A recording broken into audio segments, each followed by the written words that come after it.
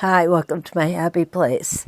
Today we are working on Spin Effects 9. And like all of the other sets that we've worked with, our Spin Effects 9 is a collection of 5 templates. You can get any of these templates individually as well, just here where you don't have to buy the whole set. I find buying the whole set advantageous simply because it's cheaper in the long run, and it gives me more options for designing blocks. And this is a stitch out of what our Spin Effects 9 looks like. It's quite different than anything we've seen before. Of course, here are the 5 templates: 3.5 inch, 5.5 inch, 7.5 inch, 9.5 inch, and 11.5 inch. And when we open up our instructions, you'll notice it does say 7 sizes, because this again is available in the mini 2.5 and 1.5. So what we're going to do is we are going to use this 8 rotation, and then we're going to go ahead and put that into 16 rotations for you. If you look on the back, you'll see extra designs that are available, along with a short bio of Leonie West, who is the designer and inventor for the Westalee templates and rulers. So Steady acquired Westalee rulers and templates, and they are manufactured here in the United States. Anytime you need them, you can go to SoSteady.com and you will find them available for you. If you have trouble with them, just give me a note, send me a note, and I would be happy to help you with that. Okay, so this one has this extra long point down here. This does have a pinhole too, by the way.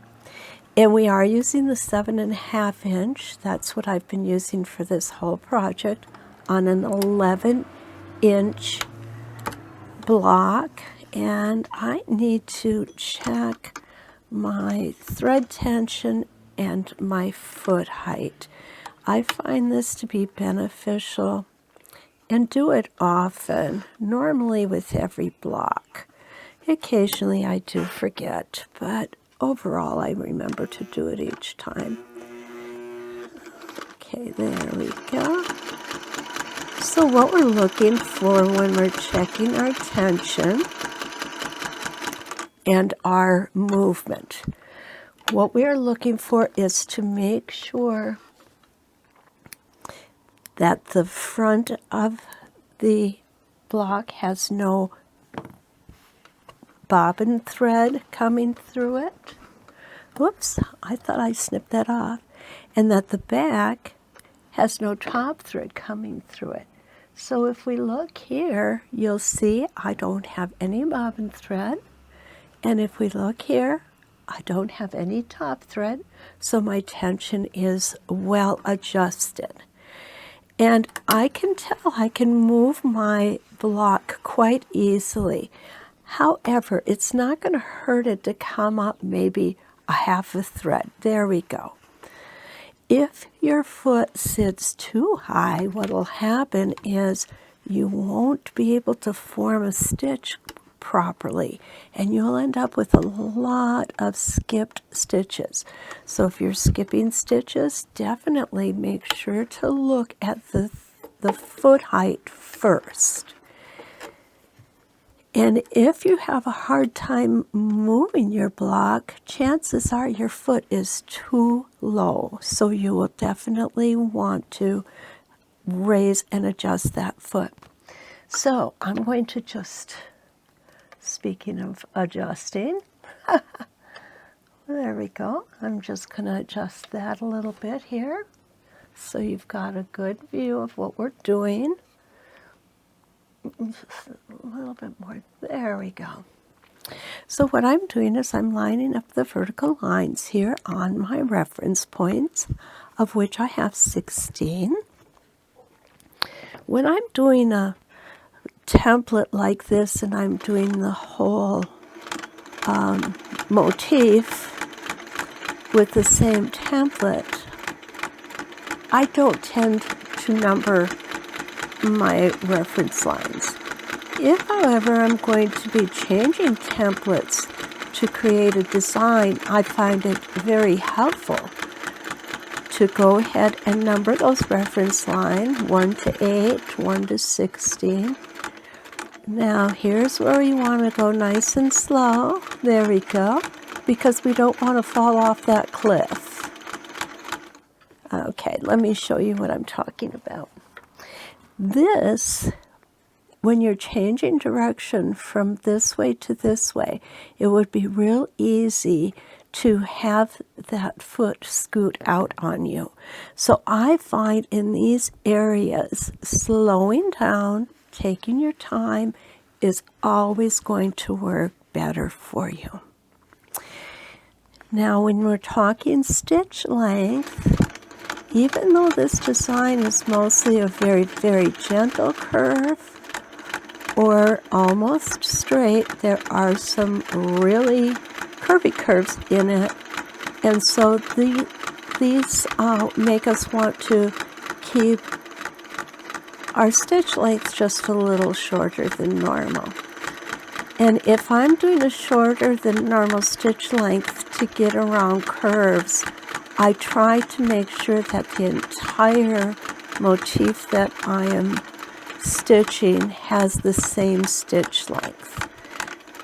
In other words, I wouldn't do a real short stitch length here with a longer one here. If you keep it consistent, I just think it looks better.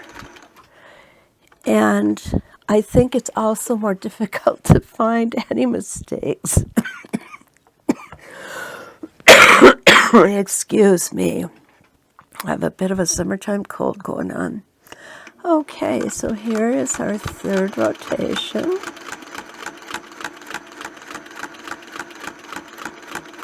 Again.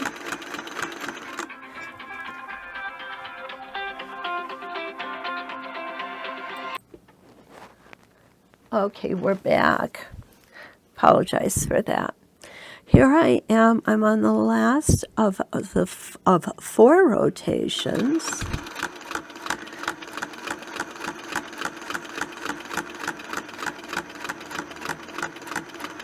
You'll see how I keep myself going nice and slow around these sharper turns. If you do that, it's going to be much easier to get around that turn with your stitch length intact. And the other thing you want to be extremely cautious about going around those turns like this is you want to be sure that you're not pressing your foot against the template or the template against the foot. Because if you do, as soon as it goes to this point, it's going to go off. I'll guarantee you it will go off. Okay, let's take a look at 4 rotations. It is a nice little design. It's very different, but it's really cute. Okay, so we'll get ourselves back together. I keep meaning to cut this tail off and just tend to forget it when I get into the template. So here we go. We're doing those 90 or 45 degree lines, I'm sorry. Again, nice and slow around that corner. And I'm going to put my needle down. My machine does not have a needle up, needle down function. I do that manually. My machine does 2 things. It sews straight forwards and it sews straight backwards. And that is all it does. There we go. The reason that we can do that is because we're going to have many layers of thread over that spot. And so our beginning threads will be well tied in. And there we go. I'd say this is the first template that we've had that's really going to be the template that shows us that we can't be pushing against it. Okay, we go number 6.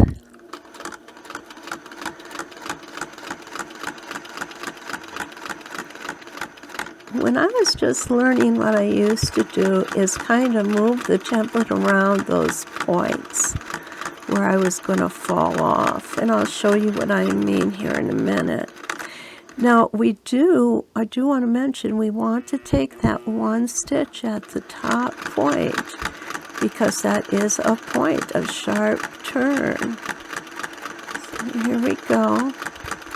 Now what I'm talking about is when I got down here, what I would do is I would go like this with my template. I'm going to advise against that. Not because it doesn't work, it does. I just think that is better if you're able to keep everything static and make it all the way around the template. It's just better form.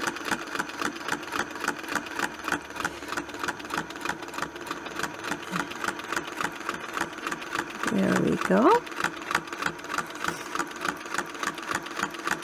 And I think we have one more and we will have 8 points in.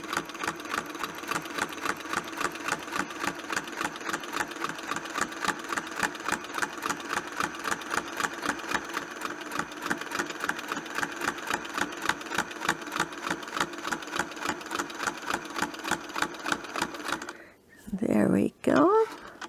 And one more.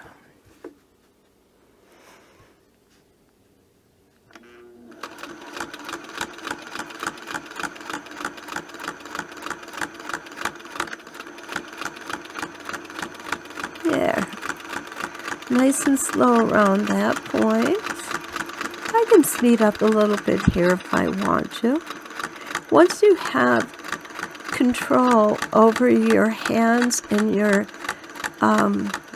sewing machine, what's going to happen is you'll be able to go faster in some places, slower in others, and still keep that stitch length even. It comes with practice. When you're first beginning, don't beat yourself up over lack of stitch, over lack of control of stitch length. That comes with practice.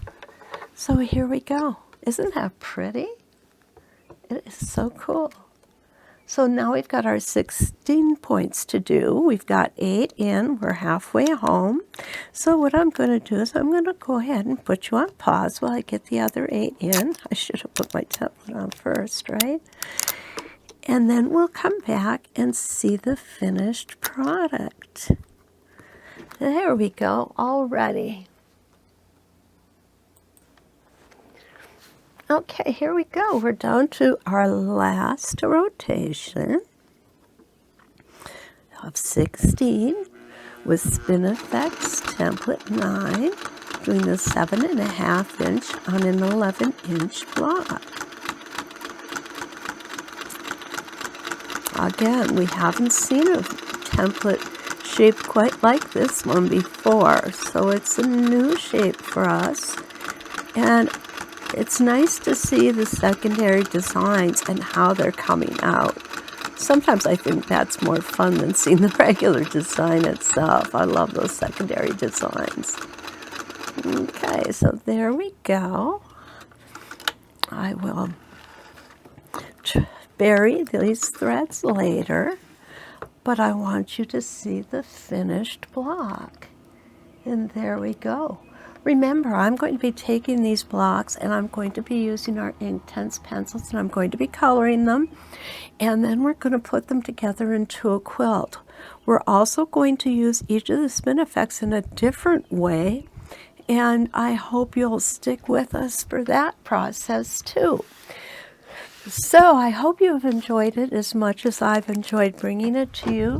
Don't forget to leave a comment, and of course subscribe to my page and hit that like button if you like what you see. So until we meet again, let's quilt.